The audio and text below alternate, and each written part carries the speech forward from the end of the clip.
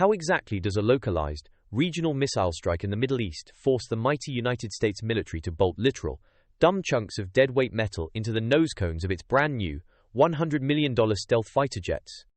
This is Critical Path, where we explore stories and innovations about our global supply chain that connect our world to your everyday life. To truly deeply appreciate the sheer, unadulterated chaos currently unfolding across the global economy, we must first take a brief, reverent pause to appreciate the everyday, mind-bending miracles of maritime logistics. The modern supply chain is, quite frankly, nothing short of a triumph of human audacity over the unforgiving, stubborn laws of physics and geography. Historically speaking, the international shipping and freight industry has treated the word impossible not as a hard, impenetrable limit, but rather as a mild, slightly annoying logistical hurdle that just requires a little bit more paperwork and maybe a stronger crane. Let us look at some historical precedents just to set the baseline for human ingenuity. Back in the year 1885, the French looked at a colossal, 93-meter-tall, 200-ton copper statue, shrugged, successfully dismantled the entire thing, packed it meticulously into 214 separate wooden crates, and casually floated the Statue of Liberty across the turbulent, unpredictable Atlantic Ocean to New York. Before that, in 1819, the British commissioned a bizarre, custom-built, cigar-shaped pontoon ship that they aptly named Cleopatra. Why? Specifically, and only, to haul a 224-ton ancient Egyptian obelisk from the sandy shores of Alexandria all the way to the foggy, dreary docks of London. But my absolute favorite example of logistical audacity occurred right here in the United States. By the year 1920, the United States Postal Service was forced to officially and legally ban the shipment of human children through the mail. Why did the federal government have to pass a law against mailing a toddler? Because highly resourceful, deeply frugal American parents suddenly realized it was significantly cheaper to strap 50 cents of postage to an 8-month-old infant's winter coat and mail them to their grandparents via the standard parcel post than it was to purchase a regular train ticket. The point is this: if the global logistics network possesses the raw, unbridled ingenuity to successfully mail an infant across the state of Ohio and safely transport colossal ancient antiquities across the world's oceans, one might reasonably logically assume that this same system could easily, seamlessly navigate a localized geopolitical spat in the Middle East. Unfortunately, that entirely reasonable assumption spectacularly shatters into a million pieces when the geopolitical spat in question occurs within a 21-mile-wide stretch of salty seawater known as the Strait of Hormuz. On February 28, 2026, the geopolitical tectonic plates of the Middle East violently, irreparably shifted. The United States and Israel launched coordinated, massive military strikes deep into Iranian territory. They aggressively targeted leadership and military infrastructure, an operation that ultimately culminated in the assassination of Iran's supreme leader, Ali Khamenei. In immediate response, Tehran unleashed a ferocious barrage of retaliatory missile and drone attacks.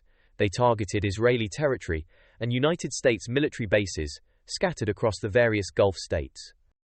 In the absolute blink of an eye, the global economy's most critical, irreplaceable maritime artery was violently severed. The Islamic Revolutionary Guard Corps took to the VHF marine radio frequencies, issuing chilling, unmistakable warnings to all commercial vessels. They declared that passage through the strait was strictly, totally forbidden, explicitly threatening to set ablaze any ship that dared to attempt the crossing. Maritime traffic initially dropped by an astonishing 80%, and shortly thereafter, plummeted to an absolute, terrifying zero. This, my friends, is not merely a localized regional problem. This is the macroeconomic equivalent of taking the entire global economy, flipping it completely upside down, and shaking it violently by its ankles just to see what loose change falls out of its pockets. To understand exactly why a localized missile strike in the Persian Gulf is currently causing luxury French handbag stocks to plummet on the Paris Exchange, starving South American cornfields of vital chemical nutrients, and forcing the United States military to perform amateur metalwork on its newest, most advanced stealth fighter jets, we must dive deep into the interconnected, incredibly fragile, and surprisingly bizarre mechanics of the global supply chain. Welcome to the everything machine, and welcome to the catastrophic mechanics of its absolute disruption. Let us start with the anatomy of a choke point, specifically, the world's most stressful, anxiety-inducing traffic jam. The concept of a maritime choke point is deceptively, almost insultingly simple. It is a narrow geographic corridor through which an uncomfortable, massively disproportionate amount of global trade, must physically squeeze to reach its final destination. The Panama Canal linking the Atlantic and Pacific Oceans, the Suez Canal bypassing the Horn of Africa, and the Strait of Malacca acting as the gateway to Asia all neatly, perfectly fit this description. But the Strait of Hormuz is the undisputed heavyweight champion of systemic, terrifying vulnerability. Connecting the Persian Gulf in the north to the Gulf of Oman and the expansive Arabian Sea in the south, this waterway is almost exactly 100 miles long. But crucially, it is a mere 21 miles wide at its narrowest, most navigable point. Under normal, peaceful, boring conditions, it is the primary exit route for the vast, bubbling energy resources of Saudi Arabia, the United Arab Emirates, Iraq, Kuwait, Qatar, and Iran itself. The baseline statistics are nothing short of staggering. Approximately 20 million barrels of crude oil and refined petroleum products physically pass through this narrow gap every single day. To put that sheer volume into perspective, that represents roughly 20% of all the oil consumed on planet Earth. 1 in 5 drops. Furthermore, the corridor handles an astonishing 81 million tons of liquefied natural gas annually. That represents nearly a fifth of the total global liquefied natural gas supply, which is primarily sourced from the colossal, sprawling gas fields of Qatar. On an average, completely uneventful Tuesday before the conflict began, roughly 138 massive cargo-carrying vessels would casually transit the strait in a 24-hour period. When the military conflict abruptly erupted in late February 2026, the immediate physical reality on the water was a scene of unmitigated, absolute logistical paralysis. Within 48 hours of the initial military strikes, maritime intelligence firms reported that an estimated 170 massive container ships were suddenly, firmly stuck. These ships possessed a combined carrying capacity of 450,000 20-foot equivalent units, which, in supply chain nerd speak, constitutes roughly 1.4% of the entire global container shipping fleet. They were physically trapped inside the strait, facing severe, life-threatening restrictions on exiting the war zone safely. But wait, the traffic jam gets worse. Another 150 ships, including massive very large crude carriers and highly volatile liquefied natural gas tankers, hastily dropped their anchors in the surrounding, slightly safer waters of the Gulf of Oman. By doing so, they effectively created the most expensive, highly combustible, and volatile floating parking lot in human history. About 8% of the entire mainstream very large crude carrier fleet suddenly found itself locked inside the Middle East Gulf, entirely unable to deliver its liquid gold to thirsty, desperate markets in Asia and Europe. The immediate market reaction, in the polished financial capitals of the world, was violently predictable and mathematically precise. Brent crude, the international benchmark for oil pricing, spiked up to 13% in early trading. It briefly crested above $82 a barrel, as trading algorithms and panicking human traders alike freaked out over the disrupted energy flows.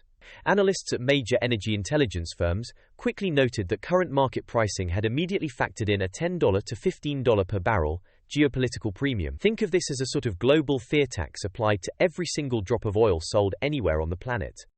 The geopolitical strategists sternly warned that if the closure was sustained for an entire month, the sheer, unavoidable lack of physical supply could push Brent crude well into the triple digits. And in a true tail risk, apocalyptic worst-case scenario, a scenario where Iran somehow manages to completely mine the waters or physically block the strait against a rapid international military response for an extended period, financial models predicted oil surging to an absolutely devastating $140 per barrel. In tandem, natural gas was projected to soar above $40 per million British thermal units. But here is where the story takes a fascinating, deeply bureaucratic turn. The true, underlying paralysis of the Strait of Hormuz was not solely dictated by the terrifying threat of Iranian ballistic missiles or fast attack boats swarming the waters. No, the paralysis was actually dictated by a far more powerful, unseen, incredibly boring force. Actuaries. Specifically, actuaries sitting in wood-paneled boardrooms in London, wearing sensible suits. To understand global shipping, you absolutely must understand one fundamental truth. Massive steel vessels do not move on diesel fuel alone, they move on insurance. Maritime shipping operations are entirely, inextricably tethered to the global insurance and reinsurance markets. Without comprehensive, ironclad coverage, multi-million-dollar vessels carrying hundreds of millions of dollars in cargo simply do not leave the port. They become very expensive, floating paperweights. As the missiles flew across the Middle East, the global maritime insurance market experienced a collective, highly expensive panic attack. Leading maritime mutual insurers, including Norway's Guard and Skuld, the United Kingdom's North Standard, the London P&I Club, and the New York-based American Club, all swiftly issued emergency notices. These notices explicitly, unequivocally cancelled their war risk cover for any vessels operating in the Gulf, Iranian territorial waters, and the Strait of Hormuz itself. Now, war risk cover is a highly specific, absolutely vital policy. It indemnifies shipowners for the catastrophic costs and damages resulting from acts of war, state-sponsored terrorism, and piracy, which, incredibly, were exactly the events currently unfolding in real time.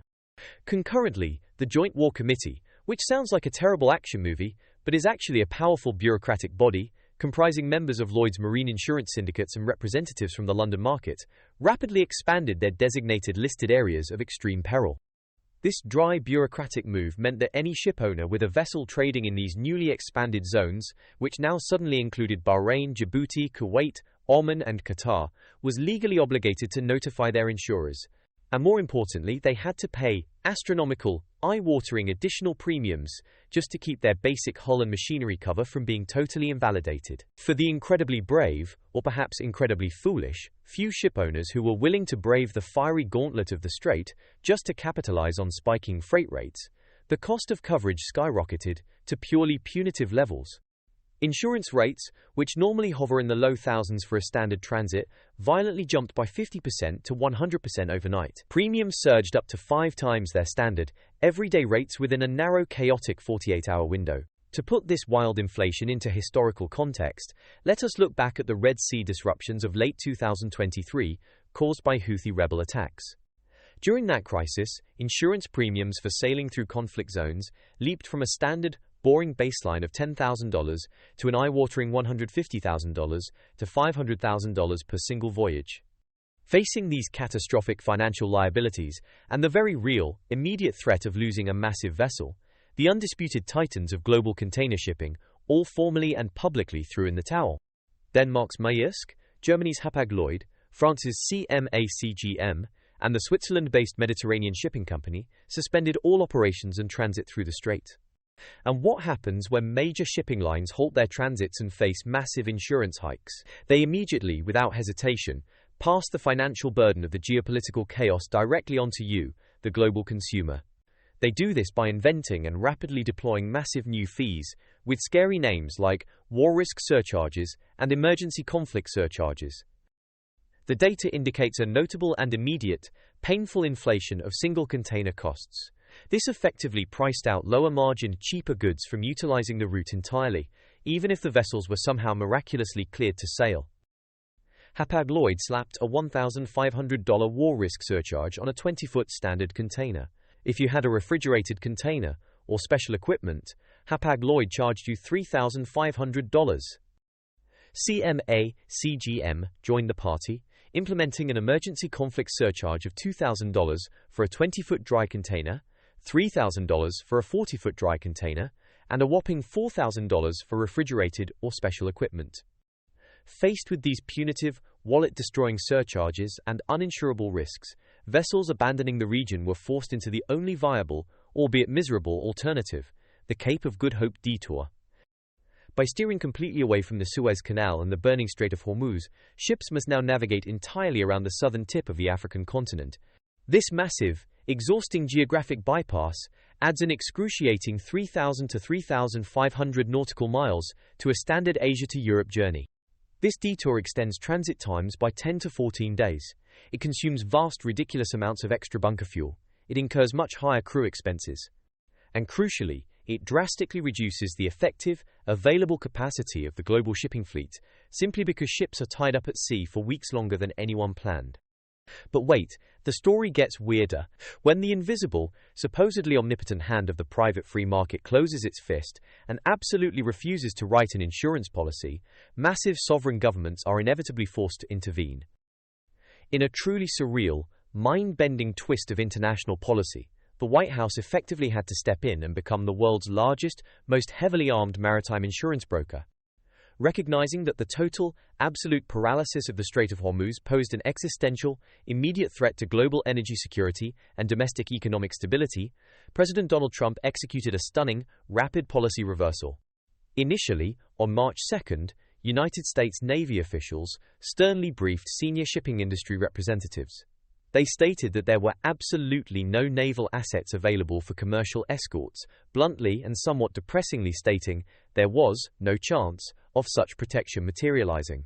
However, less than 24 hours later, the president signaled a massive, screeching U-turn. He announced via social media that he had ordered the United States Navy to begin escorting tankers through the Strait of Hormuz as soon as possible. But here is the catch. Physical, heavily armed escorts mean absolutely nothing if the ships are still legally uninsurable. To solve this nerdy actuarial crisis, the administration weaponized a relatively obscure, bureaucratic federal agency, the United States International Development Finance Corporation, or the DFC for short. Freshly armed with a highly timely 6-year reauthorization mandate pushed through the fiscal year 2026 National Defense Authorization Act, the DFC was suddenly flush with cash and power.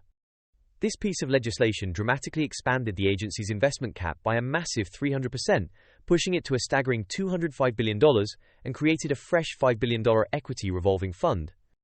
Suddenly, this obscure agency was thrust onto the absolute front lines of global trade. The president directly ordered the DFC to provide political risk insurance and guarantees for the financial security of all maritime trade operating in the Gulf, and to do so at a very reasonable price. This unprecedented, sweeping executive maneuver essentially nationalized the underwriting of global maritime risk. It pitted the bottomless, frankly terrifying financial backing of the United States Treasury directly against the historical, hyper-cautious actuarial tables of Lloyd's of London. While this sovereign guarantee offered a desperate glimmer of hope to stranded ship owners, the physical reality of navigating a live, active, explosive war zone remained.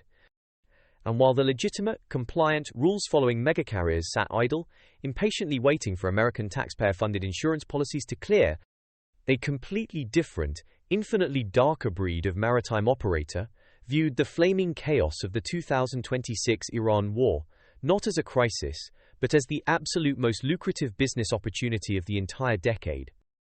Welcome to the shadowy, frankly terrifying, and entirely lawless realm of the Dark Fleet. While compliant, heavily insured, and meticulously tracked megacarriers take the long, boring, expensive way around the continent of Africa, the global supply chain has a seedy, grime-covered underbelly that thrives in exactly this kind of geopolitical darkness.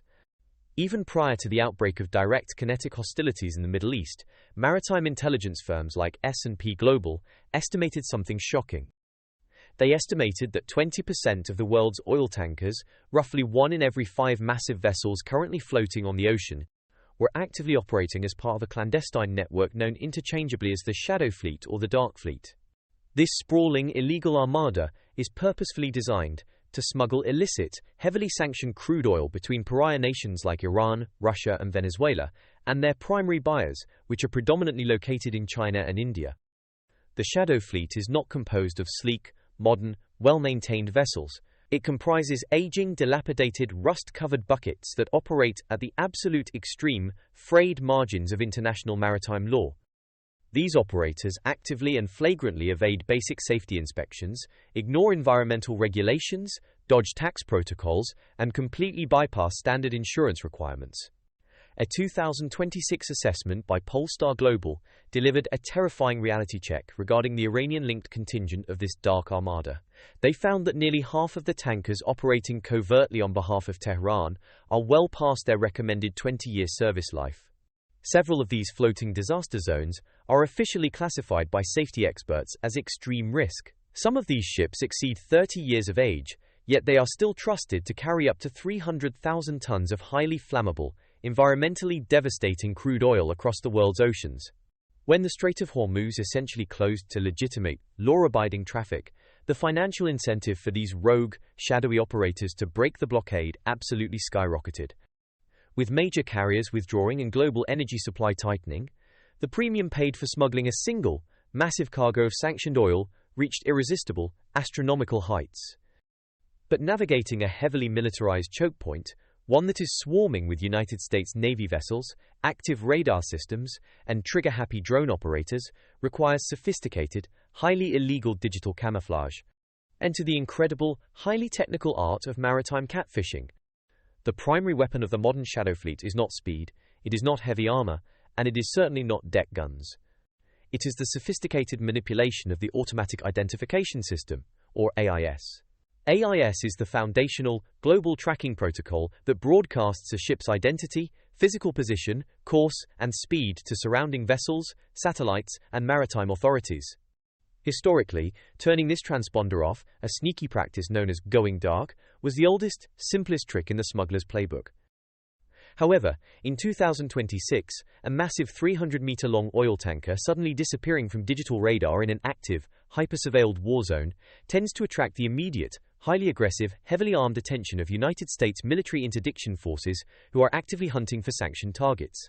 Therefore, instead of simply going dark and hoping for the best, the Shadow Fleet has embraced the highly technical, incredibly dangerous practice of active AIS spoofing and Global Navigation Satellite System, or GNSS, interference.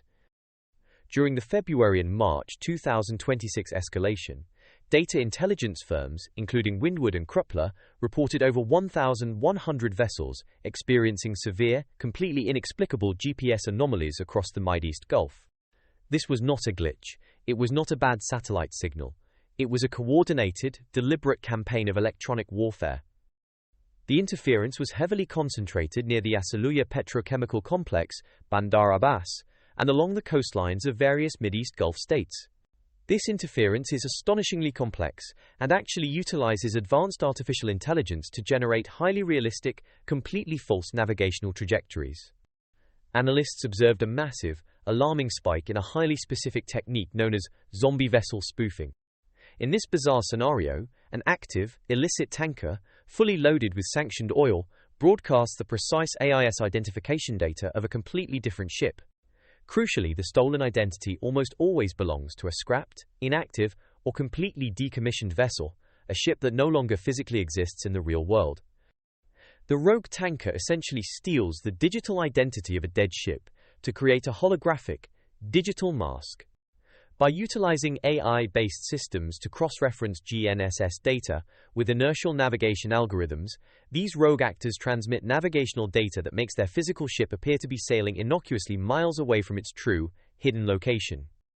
In some absolutely absurd, comical instances, the spoofed data is so incredibly aggressive that massive crude carriers appear on tracking screens to be sailing deep inland, successfully traversing the dry sandy deserts of the Middle East rather than the actual waters of the Gulf.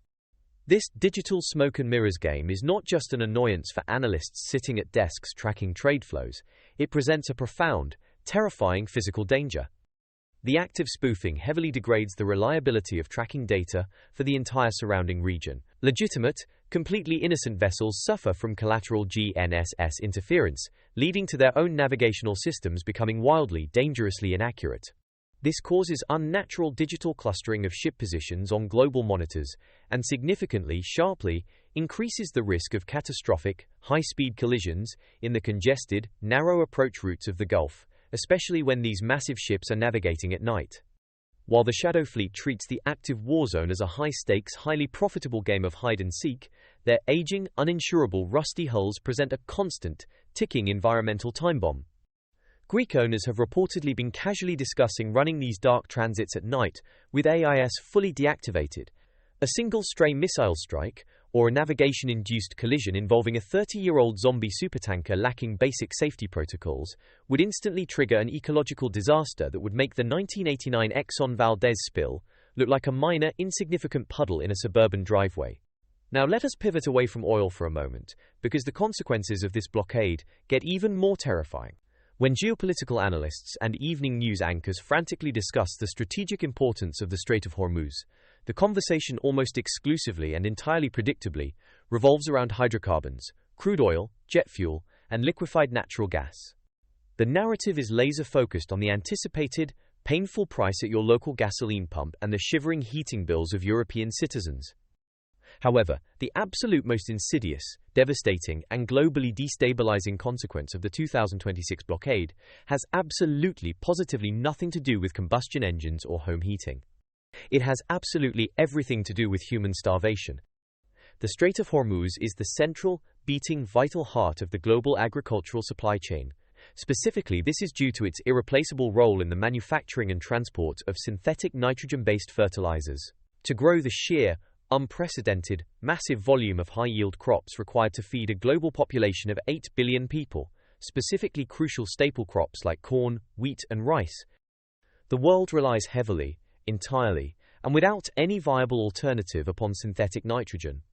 You cannot simply cross your fingers, sing a little song, and wish a bumper crop of corn into existence. You must scientifically feed the soil.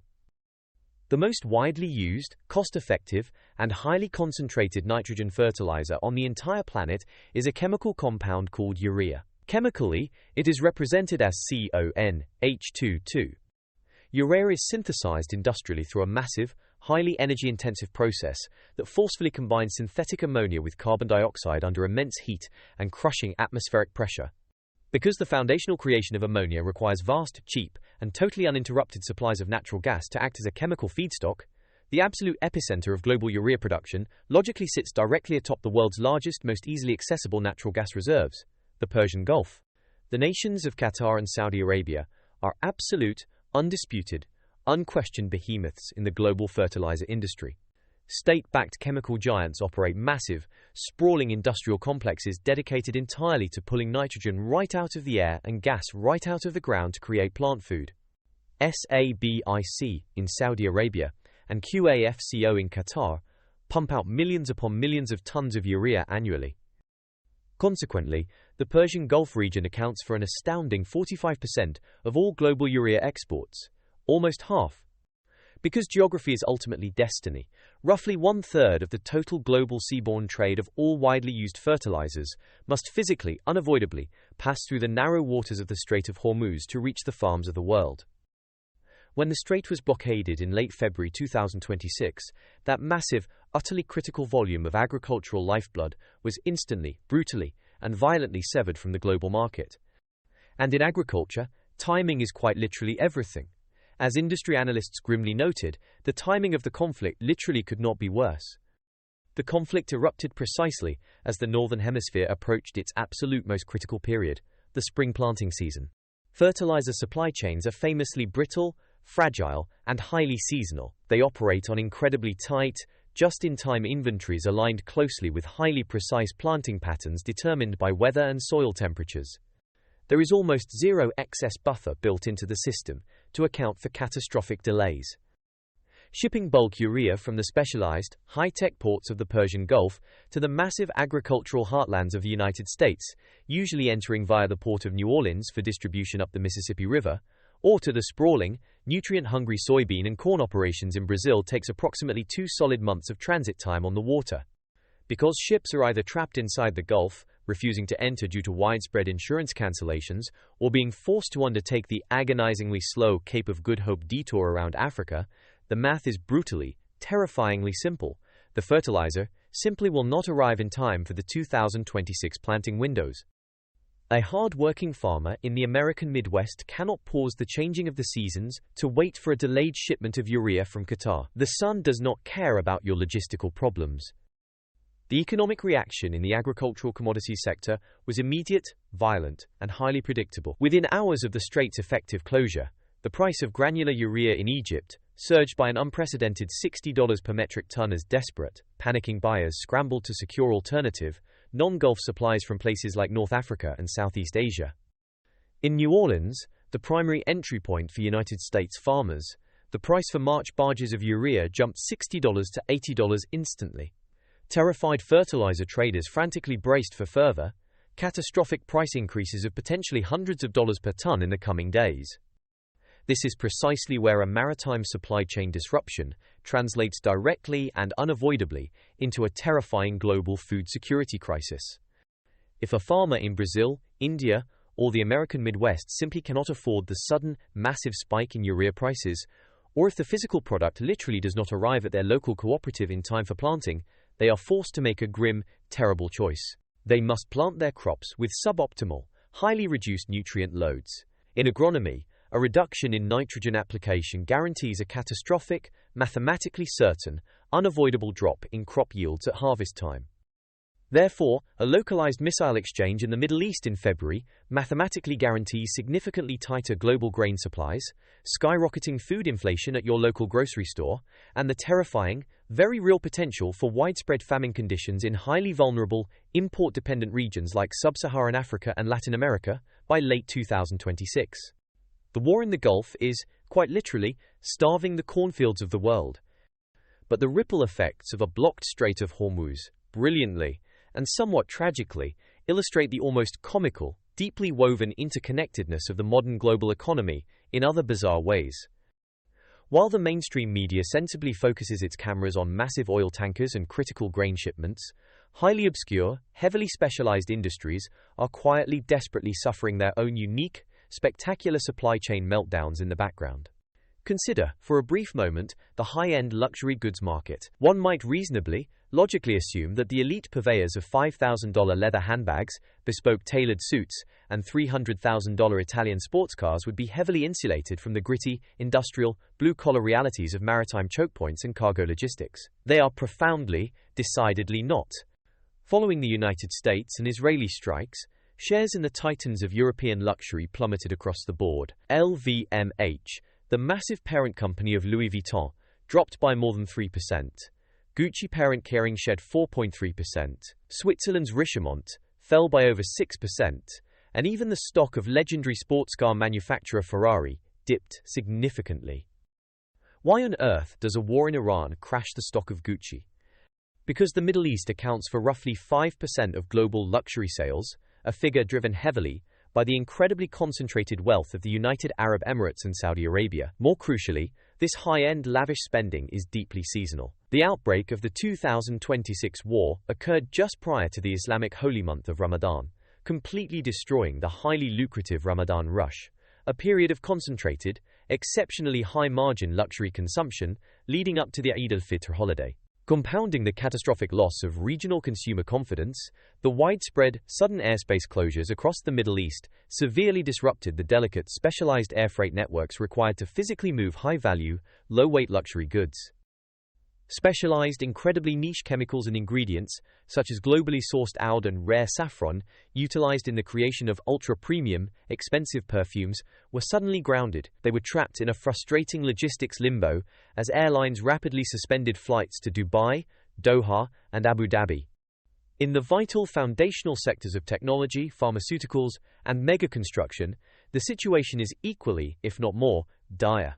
Because global passenger and cargo airlines were forced to immediately bypass traditional, highly efficient Gulf transit hubs, due to the very real threat of anti-aircraft missiles, global air cargo capacity connecting the bustling manufacturing hubs of Asia to the massive consumer markets of Europe dropped by a staggering 26%. This sudden, violent evaporation of air freight capacity instantly destroyed the delicate just-in-time delivery models that modern tech manufacturing desperately relies upon. Semiconductors and highly sensitive electric vehicle batteries designated for mid-2026 production cycles are currently stranded, sitting idly in hot warehouses across the Gulf, waiting for planes that are simply not coming. The healthcare sector is facing its own terrifying, very real supply cliff. The global pharmaceutical industry relies heavily on India for the massive production of generic medicines and active pharmaceutical ingredients. Because Indian pharma exports rely heavily on the disrupted air and sea transit routes through the Middle East, air freight costs out of the subcontinent spiked by a massive 400%. This led to immediate, urgent warnings of severe inventory shortages for critical, life-saving generic medications across the globe. Even massive, sovereign wealth-funded infrastructure projects are frozen dead in their tracks.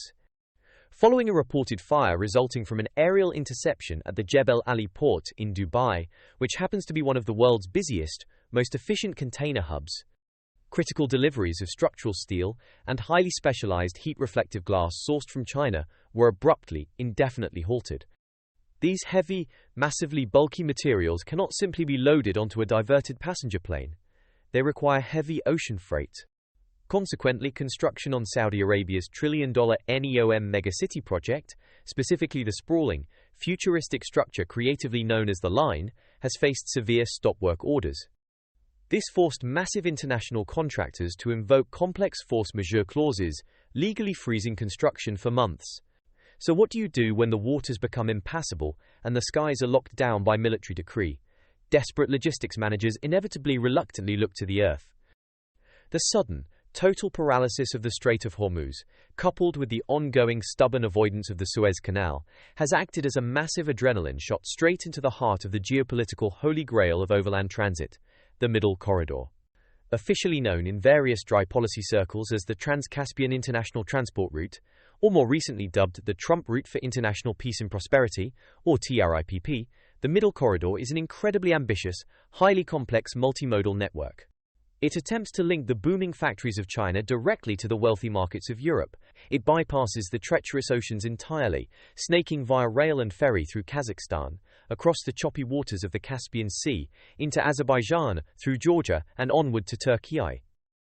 Historically, the dominant preferred overland transit route between Asia and Europe relied heavily on the Northern Corridor, which heavily traversed the vast, sprawling railway networks of Russia. Before the year 2022, the Northern Corridor handled more than 86% of the rail transport between Europe and China. However, following the war in Ukraine and the rapid imposition of sweeping, crippling international sanctions, the Northern Corridor became an untouchable, toxic political and financial liability for Western and allied companies. The 2026 Middle East conflict has suddenly, violently thrust the Middle Corridor into the glaring spotlight, making it the most desperate, highly sought-after, and wildly expensive logistics ticket on the planet. As viable maritime options evaporated practically overnight, major Chinese exporters aggressively and frantically pivoted to Central Asian rail links. These exporters rely heavily on reliable, containerized transit for moving high-technology goods, expensive electronics, and consumer products bound for their massive European markets. Cargo volumes transported from China via the Middle Corridor had already seen an impressive 25-fold increase in recent years as companies desperately sought alternatives to Russian routes. But the sudden 2026 surge of displaced ocean freight has pushed the existing, aging, slightly creaky rail infrastructure to its absolute, physical breaking point. Central Asian governments currently find themselves thrust into a chaotic, incredibly stressful dual role. They are simultaneously attempting to process an unprecedented, relentless tsunami of diverted commercial freight, while also urgently managing the logistics of heartbreaking humanitarian evacuations. The exact same border crossings in Azerbaijan that are buckling under the sheer weight of crucial, delayed train shipments from China are also acting as the primary pressure valves and overland exit routes for desperate citizens of Kazakhstan and Tajikistan fleeing the escalating, terrifying conflict zones in Iran. While the Middle Corridor offers a vital, politically viable bypass to the fiery chaos of the Persian Gulf and the Red Sea, it is ultimately, stubbornly bound by the unforgiving laws of physics and volume. Modern ocean-going container vessels are true, staggering miracles of scale. A single, massive EE-class ship can effortlessly, quietly carry over 20,000 20-foot equivalent units of cargo. By stark contrast, a standard, heavy-haul Eurasian freight train might, at its absolute, struggling maximum, carry 100 units. The math here is brutal and undeniable. One simply cannot fit the displaced cargo of 170 trapped, 400-meter-long megaships onto a single-track railway winding slowly and precariously through the treacherous, snowy elevations of the Caucasus Mountains. The overland route is a vital, heroic lifeline for high-value goods, but treating it as a total, viable replacement for maritime shipping is akin to attempting to drain a flooded, massive city with a plastic cocktail straw. Now, we have deeply explored the violent chaos of the oil markets, the quiet, terrifying desperation of the fertilizer supply chain, the unexpected, funny crash of high fashion, and the frantic, overwhelmed rerouting of Eurasian freight trains. But to truly deeply understand the darkly ironic, almost Shakespearean tragedy of the modern global supply chain, we must look away from the cargo ships and the railcars. We must look directly at the military forces specifically tasked with defending them. The foundational, unspoken premise of global maritime security for the last century is that the United States military, wielding its unparalleled, overwhelming technological and naval supremacy, will ultimately act as the world's police force.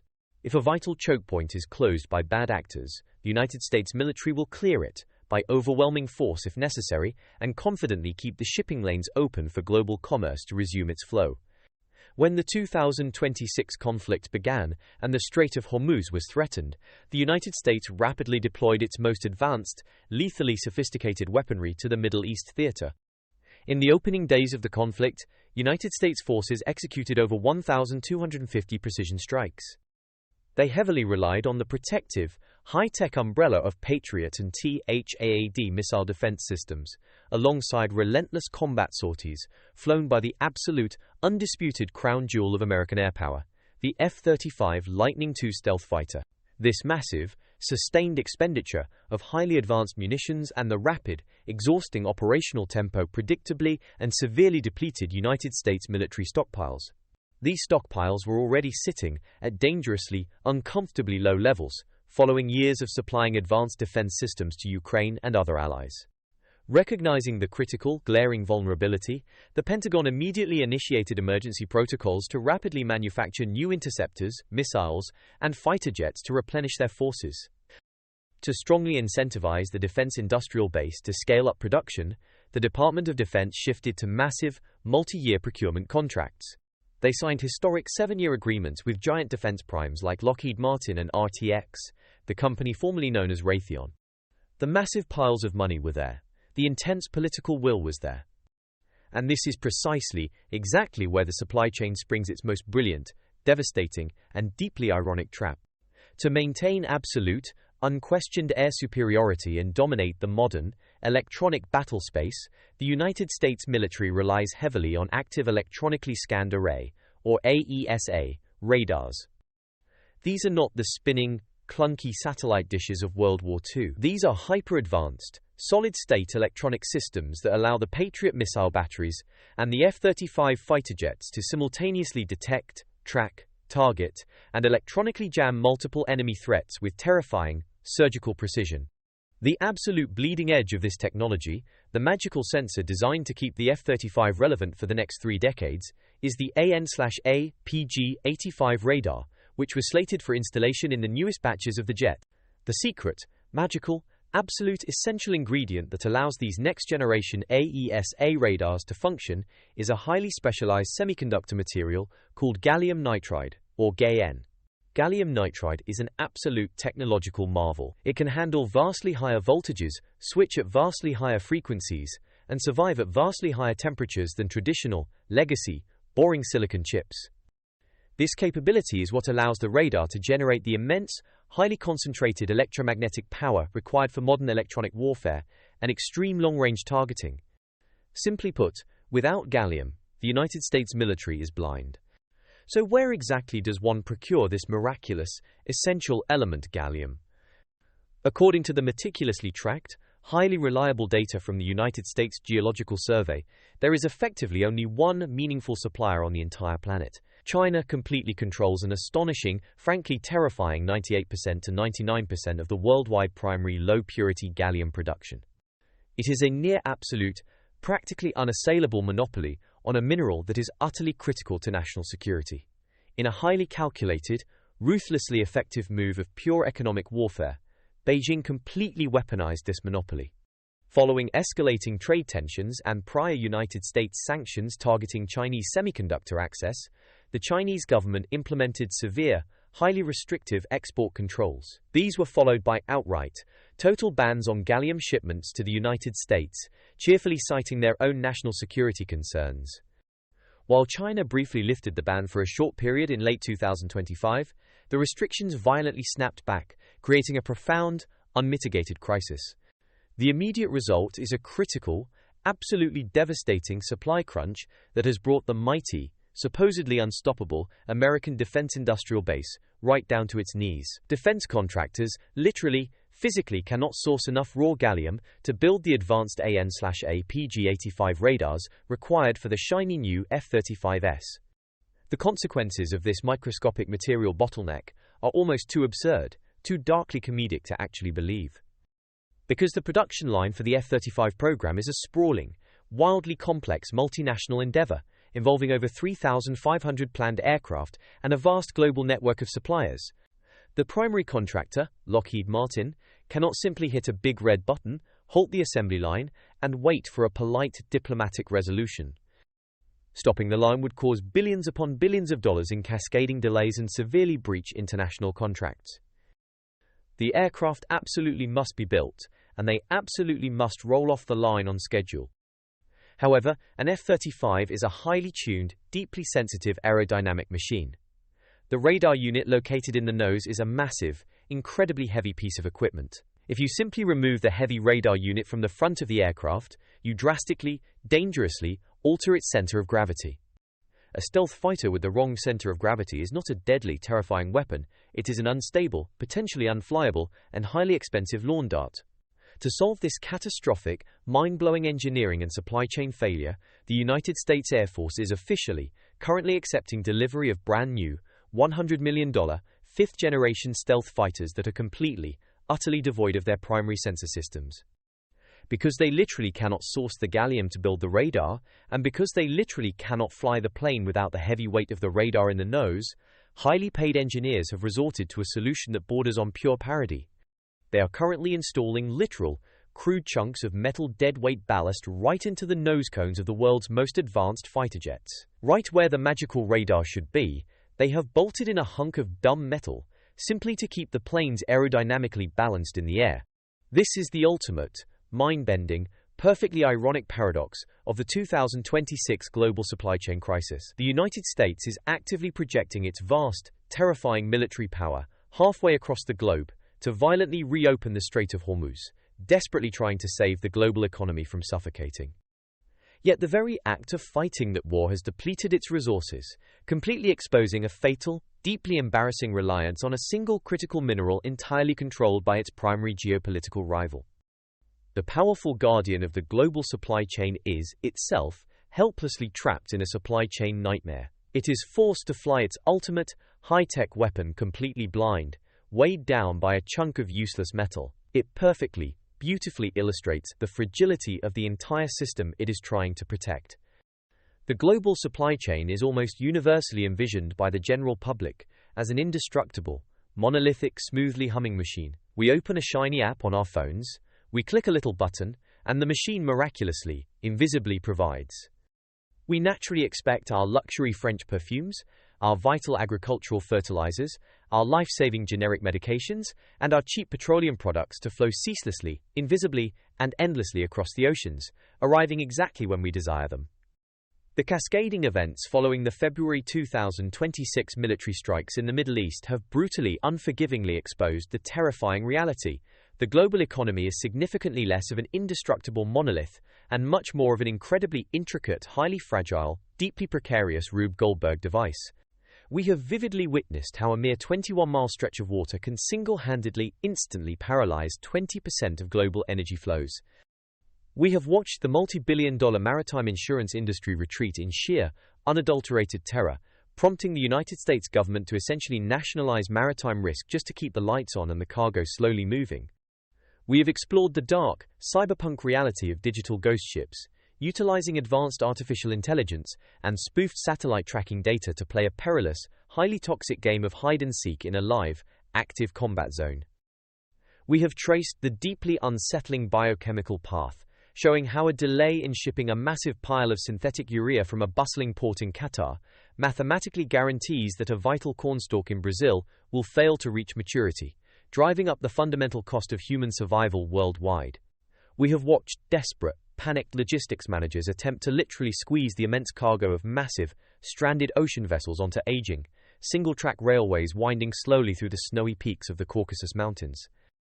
Yet, amidst all this macroeconomic chaos, the plunging stock markets, the rerouted ships, and the spiking commodity prices, the absolute most profound, deeply ironic lesson lies quietly hidden beneath the sleek, radar-absorbent skin of the nose cone of the F-35 Lightning II.